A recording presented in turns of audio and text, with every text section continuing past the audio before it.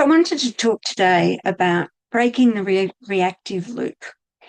And most parents don't even know that it's happening. So I'd like to step you through what it is. So parents that are living with highly sensitive children or neurodivergent kids, even intense, what they're calling intense kids these days, are living the reality of being on the edge.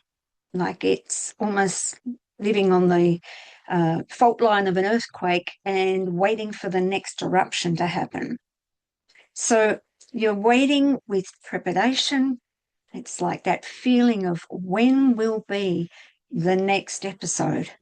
What will I be in the middle of that I've suddenly got to stop, whether it's work or a particular task? Am I visiting somebody that needs my help, but I'm going to have to drop it all?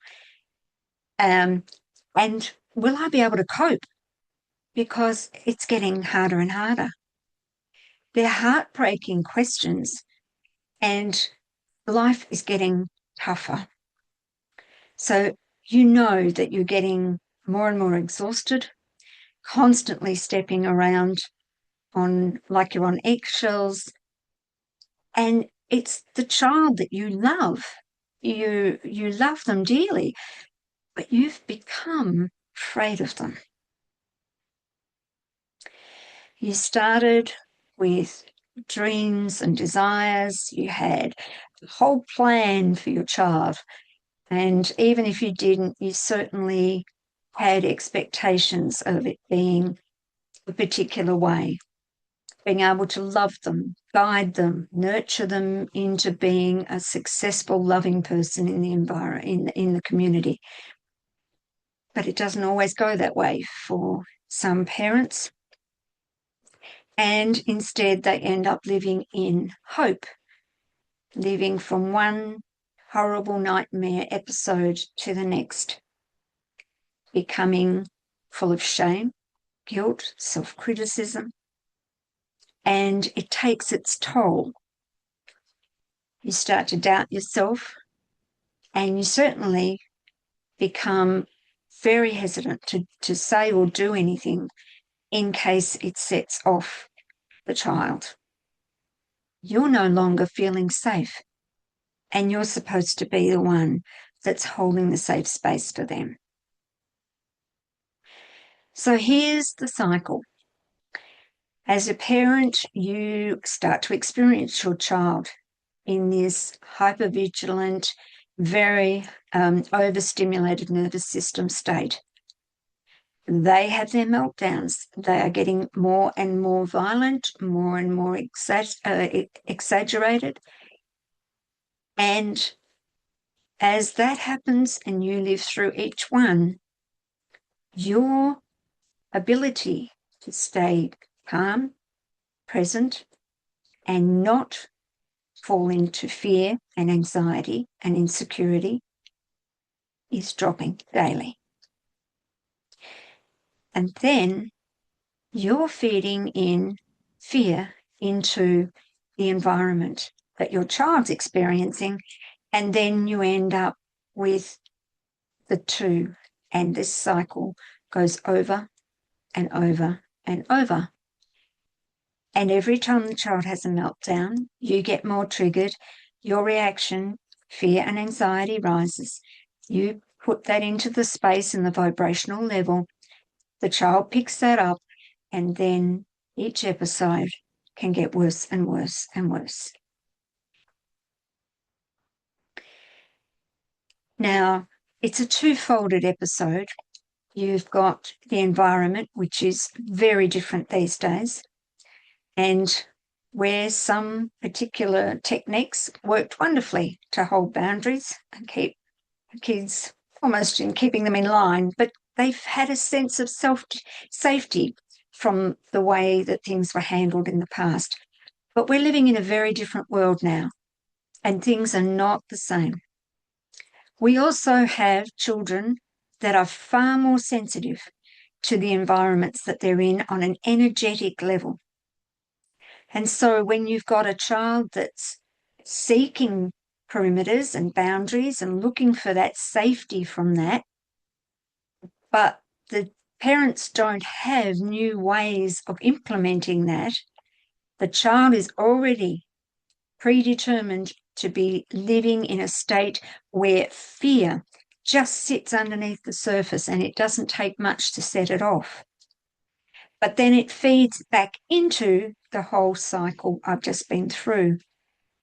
So the reframe here is that their behaviour, the violence, the screaming, etc., is often an outcome looking for this security and safety, and they're demanding for safe boundaries. But these boundaries are looking like control and discipline because they're attempting to control the behaviour and not deal with what's actually producing that behaviour. And the children of today are far more sensitive to the vibrational environment than past generations. They don't just hear the words or the communication that's a body language. They're feeling it on a frequency, a vibrational level that's not seen, it's invisible. You know, for a long time, we even questioned that it was true.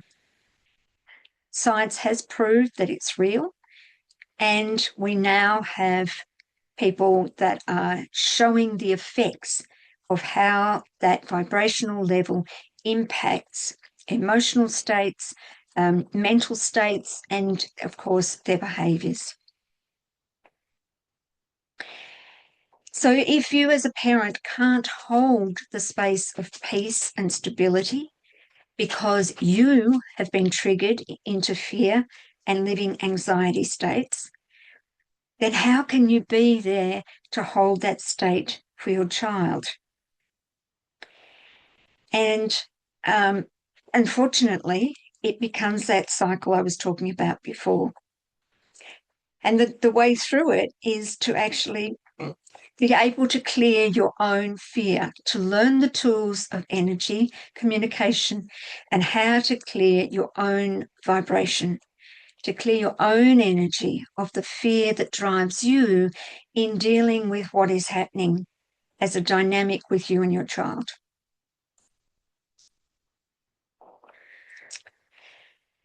So we're left with the objective, really, of cleaning up the vibrational environment, the same as we would help to teach them about cleaning their teeth and washing their body and putting clean clothes on. So cleaning up energy is, or ourselves on a vibrational level, is a new thing. We haven't been taught it ourselves. Our parents certainly didn't know about it. And we don't have the teachings or the tools available to us in regular parental guidance and books and in educational places for parenting don't have this information. So it's not your fault that you don't have it. So what we need to do is put some things in place. First of all, we need to know that we are energy. We need to acknowledge that we are more than the physical body. We need to know that that energy space is shared. Every time a child connects with our energy or someone else's in the street or in the supermarket or the school, they're connecting with other people's energy. And that contributes to who they are and how they're feeling and how they will behave. We need to be responsible for our own contributions. Now, that's not blame, that's about being responsible. Consciously choosing care, kindness, love. This is an act of conscious choice about what you're contributing to the energetic space. We need to teach our children that they are energy. We need to show them how to connect. What does energy communication look like, feel like? How do we operate in it? And then we, of course, need to look at ourselves. We need to clear the programming on the energetic levels. for ourselves, for the family unit, for our child, and that ripples out then to the community and to the global effect. If you don't have those tools, then please reach out. It's what I teach in my community, and I'm more than happy to have you come and join us and learn some more along with the tools on how to do that. If you can feel it, you can clear it. It's very uncomfortable to think that some part of you is contributing to the environment that's happening. Uncomfortability, yes. Upsetting, yes. But it's even more upsetting and disempowering to be living what you are living in this continued cycle of reactive loop. It's not a life sentence, it's a system, and it can be changed. And you're not to blame for the fear. It's a natural response for what you've been through.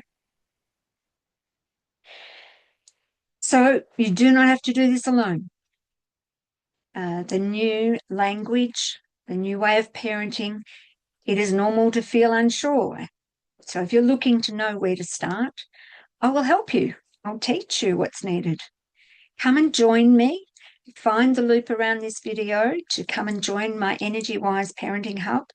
It's a school on the school platform.